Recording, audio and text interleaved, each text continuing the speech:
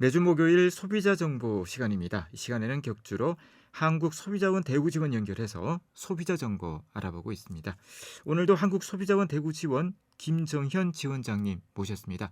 연결되어 있습니다. 지원장님 안녕하십니까? 네, 안녕하세요. 오늘은 중고거래 플랫폼과 관련된 소비자 정보 전해주신다고요? 네, 요즘 다양한 중고거래 플랫폼들이 등장하면서 개인 간 중고거래가 큰 폭으로 증가하고 있는데요. 실제 하나금융연구소에 따르면은 국내 중고거래 규모는 2008년도에는 약 4조 원 정도였지만은 네. 2020년을 기준으로는 약 20조 원 정도로 추정하고 있고요. 그만큼 거래가 활발하면은 불만 또한 많을 수밖에 없기 때문에 이용하시는 소비자들의 주의가 필요한 상황입니다. 네, 12년간 5배 정도 규모가 커졌군요. 자, 중고거래 플랫폼과 관련된 소비자 상담은 어느 정도 들어오고 있습니까? 네, 최근 3년간 1372 소비자 상담 센터에 접수된 상담은 총 2,790건이었고요. 매년 평균적으로 보시면은 전국적으로 약 900여 건 정도 상담이 접수된다고 보시면 될 것 네. 같습니다. 이 중고 거래에 있어서 상당히 많은 분쟁이 생기고 있는 것 같은데, 자, 어떤 문제로 상담 신청이 들어오는지 좀 유형별로 설명을 해주시죠. 네, 가장 많이 상담을 받은 유형은 사전에 제공된 상품 정보와 다르다는 불만이 903건으로 32.4%를 차지했었고요. 네. 그 다음으로는 주문을 취소했는데도 불구하고 환급을 거부한 사례가 376건으로 13.5%, 음. 대금을 지급했지만은 배송을 받지 못한 사례와 일방적으로 계약 취소 통보를 받은 사례가 322건으로 11.5%였고요. 상담 비율이 10% 미만인 사례들로는 가품이 좀 의심된다거나 결제 관련 사기, 배송 지연 등이었고요. 여기서 중고거래 플랫폼에 대한 불만도 129건으로 4.6%를 차지하고 있었습니다. 네. 중고거래 플랫폼에 대한 불만 비율 방금 말씀하셨듯이 4.6% 정도 차지를 하고 있는데, 자, 이 플랫폼 대상으로 소비자 설문조사를 진행해 보셨다고요? 네, 최근 3개월 동안 중고거래 플랫폼을 이용한 경험이 있는 소비자 1,150명을 대상으로 진행을 했었고요. 설문 대상 플랫폼은 당근마켓, 번개장터, 중고나라, 헬로마켓이었는데요. 우선 중고거래에서 주로 거래하는 품목을 확인을 해봤는데요. 네. 생활용품이 21.1%로 가장 많았고요. 음. 가전제품이 16.2%, 의류가 13.7% 순이었습니다. 네. 자, 소비자들 이 중고 플랫폼 사업자나 판매자를 대상으로 어떤 불만들이 있는지 좀 살펴보도록 하겠습니다.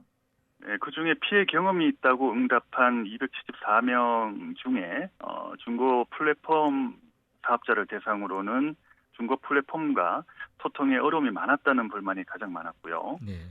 불량 이용자에 대한 관리가 소홀하다는 불만이 그 뒤를 이었습니다. 판매자 대상으로는 1372 소비자 상담센터의 상담 분석 유형과 비슷하였는데요. 거래 당사자 간의 연락에 어려움이 많았다는 게 가장 많았고요. 배송 지연이나 네. 일방적인 거래 취소에 불만들이 있었습니다. 그렇군요. 네, 설문에 참여한 소비자들이 중고거래 플랫폼에서 좀 개선을 해야 될 부분들 어떤 의견들이 나왔습니까? 네, 거래 안전을 위한 안전 결제 시스템 보완이 시급하다는 내용이 가장 많았었고요. 네. 이용자를 필터링하거나 불량 판매자에 대한 페널티 부과가 음. 필요하다든지 개인 판매자로 위장한 사업자를 차단해야 한다는 의견이 있었는데요. 네. 추가적으로 중고거래 플랫폼에서 개인 간 거래 불가 품목이 있다는 사실을 알고 있는지에 대해서도 설문을 해봤는데요. 50%에 가까운 이용자들이 거래 불가 품목이 있다는 사실에 대해서 인지하지 못한다고 답변을 하셨습니다. 네. 이용자의 절반은 중고 개인 간 거래 금지 품목이 있다는 사실을 잘 모르고 있다 이 말씀인데요. 자, 어떤 것들이 있는지 좀 자세하게 말씀을 해 주십시오. 네, 관련 법에 따라서 온라인 판매가 금지되어 있거나 영업 허가를 받은 자만이 판매가 가능한 물품들이 있는데요. 네. 이 중에 중고거래가 활발한 대표 품목으로는 종량제 봉투라든지 음. 홍보용 판촉용이나 소분된 화장품, 건강기능식품, 의약품과 동물의약품, 네. 의료기기나 시력 교정용 제품 등이 있는데요. 설문 대상 4개 플랫폼을 모니터링 해봤더니 최근 1년간 거래 불가 품목을 판매한다는 게시글이 5,434건이나 확인되었고요. 네. 품목별로는 유산균이나 비타민, 루테인과 같은 건강기능식품의 유통 건수가 5,029건으로 대다수를 차지하고 있었고요. 그 다음으로는 화장품과 의약품 순이었습니다. 네.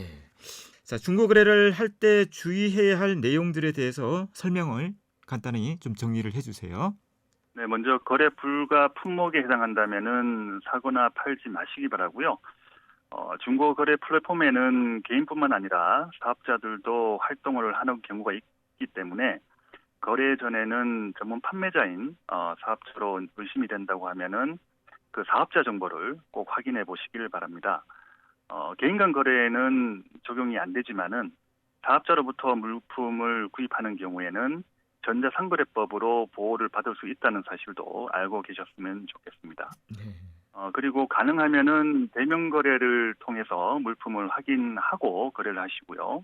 비대면 거래를 할 수밖에 없는 경우라고 하면은 안전결제 시스템을 운영하는 플랫폼을 이용하시길 바랍니다. 마지막으로 허위로 물품을 올리면서 대금만 편취하는 자들도 많으니까요.